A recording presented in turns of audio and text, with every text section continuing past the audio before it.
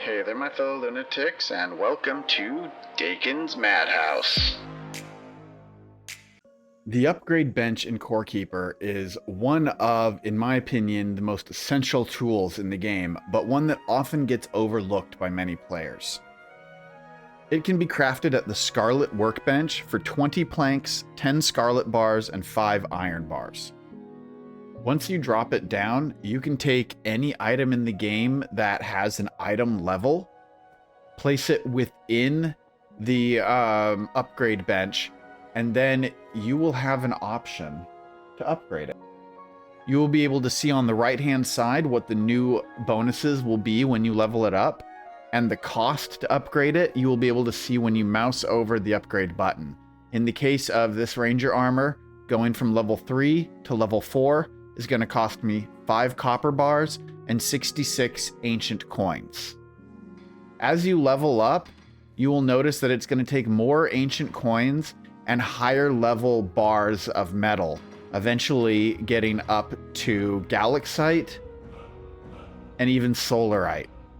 And eventually, once you are trying to upgrade to level 16 or higher, you also need a rare gem. The first one is the Jungle Emerald. Then you need an Ocean Sapphire. Finally, a Desert Ruby to get to level 18.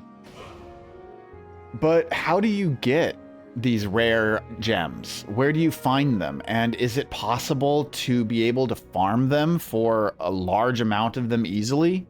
The answer to all of this is yes, of course. We can passively farm them and we can actively farm them. And I'm going to show you now all the various ways that you can get these rare gems. The first way to get gems is through an alien battle arena. You will find these in the Shimmering Frontier in various areas scattered throughout the biome. This one happens to be in the Desert of Beginnings. Therefore, when I complete this one, it is going to drop Desert Rubies. If I find one of these in the Sunken Sea, it will drop sapphires, and finding one in the jungle will get you the emeralds. So it'll be within the Shimmering Frontier area of your respective biome. Unfortunately, it is not a guarantee that they will drop. So unfortunately, it's not a guarantee that they will spawn.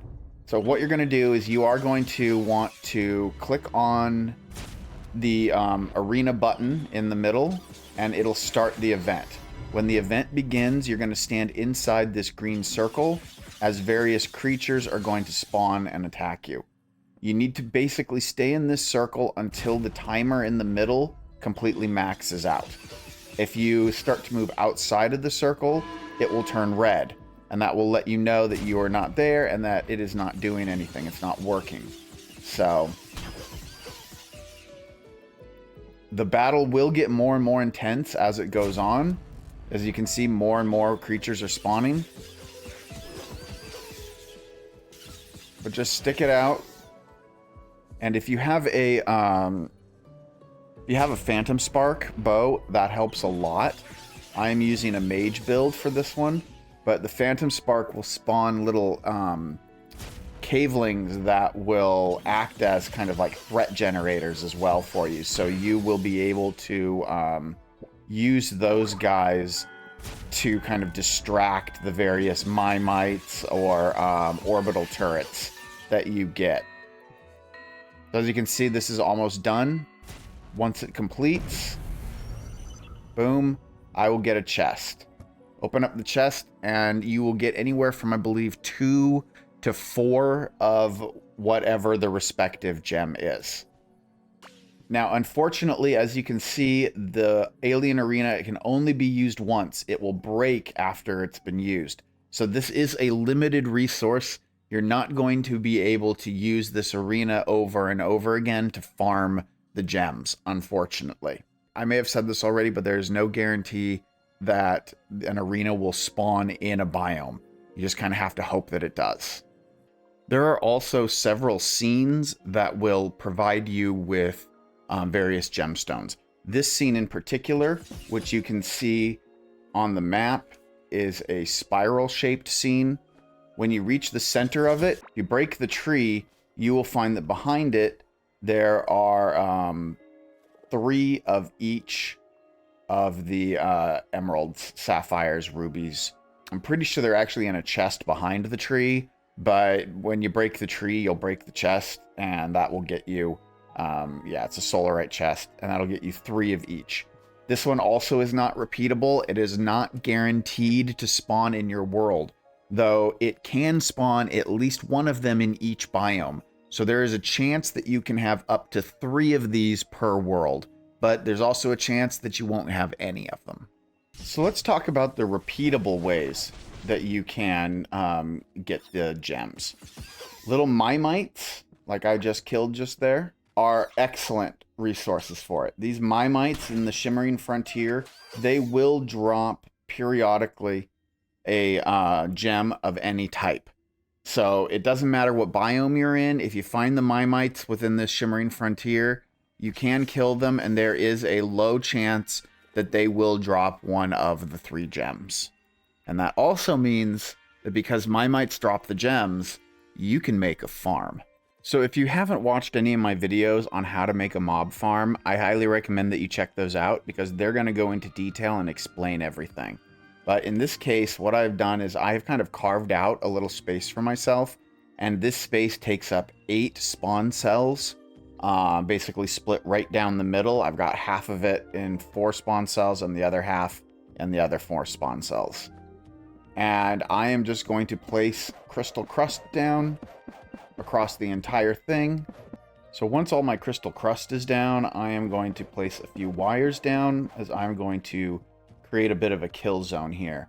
I am going to use galaxite turrets because I have the resources for it. But you can use stone turrets if you prefer, or if you don't have the resources for turrets at all, you can do all of this just by bringing the conveyor belts down and making like spike traps here at the very end.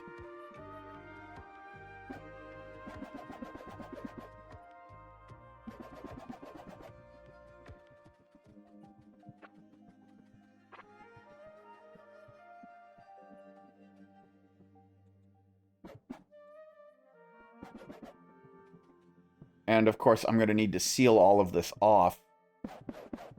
So to do that, I'm just going to place down temple walls. Alright, we're going to leave this open for right now, just so that we can get out of here. But I am also going to place down conveyor belts over this whole thing, so that all of the mobs get pushed all the way down. Now, if you have the resources, I've left the space here on the left. You have the resources, you can put turrets all the way down this whole thing. But if you are going to do that, I recommend that you keep a space open for more electrical generators, because you're not going to be able to have the galaxite turrets work all the way down with electrical generators. With just a single electrical generator. You're going to need multiple generators to make it work, or you're going to need a lot of stone turrets which don't need it. Don't mix and match, because if they hit each other from different sides, they'll break each other. Or if you are going to mix and match, make sure that both sides have the same type of turret shooting it toward each other. Otherwise, they're going to break each other. So just start placing down conveyor belts that are facing downward, and you will be able to get this done in no time.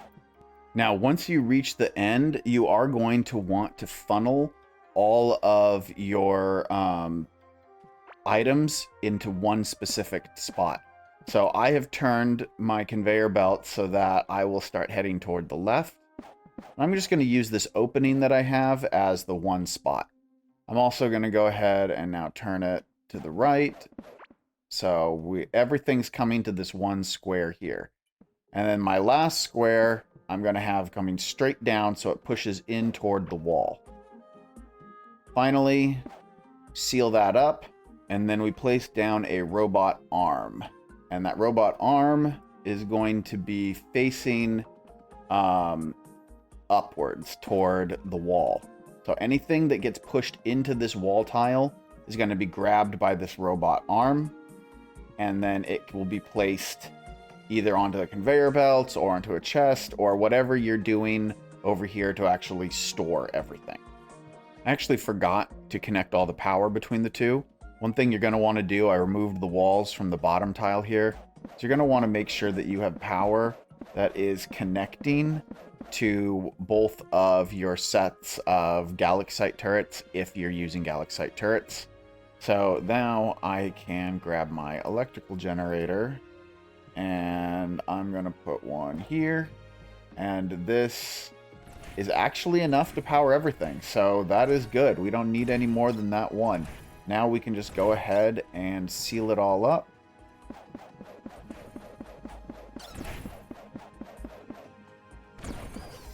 And we now have a Mimite mob farm going. I'll just go ahead and put a double chest here.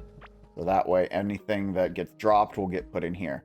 So now this farm is going to kill Mimites and it's going to kill orbital turrets. Don't care much about the orbital turrets. It's the Mimites that matter because the Mimites drop the rubies and the emeralds and the sapphires.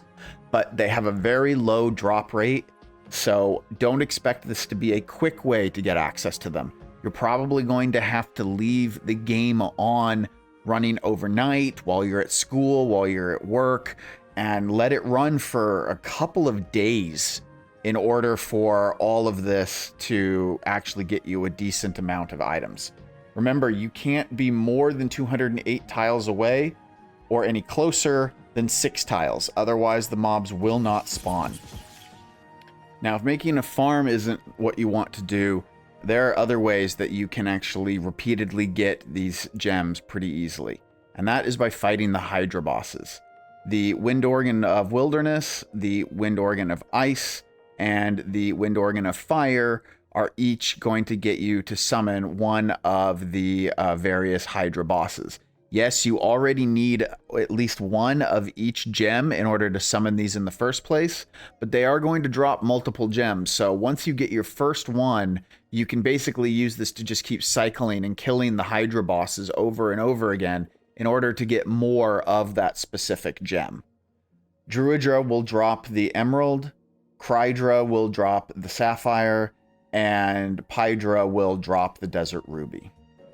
Finally, you can also fight the core commander in order to get yourself some of these gems. The core commander does not require you to have any gems in the first place. It just requires that you have some ancient coins in order to buy the summoning idol for the core commander.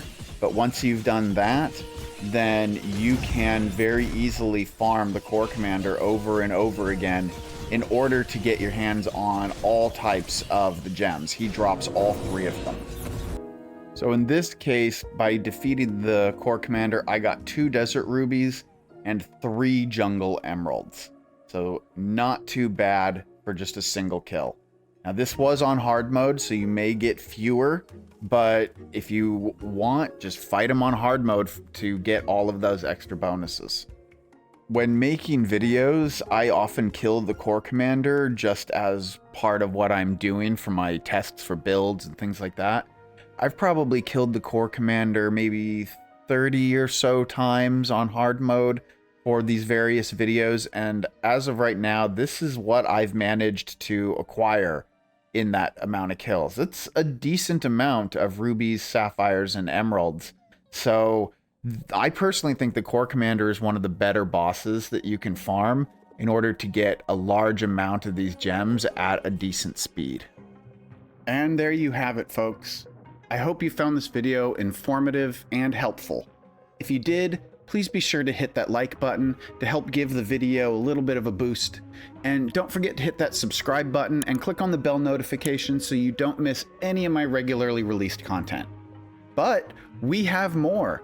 If you want to support the channel a little extra, you can become a channel member to get exclusive membership benefits like early access to my videos, exclusive members only content, a members only Discord community, and more.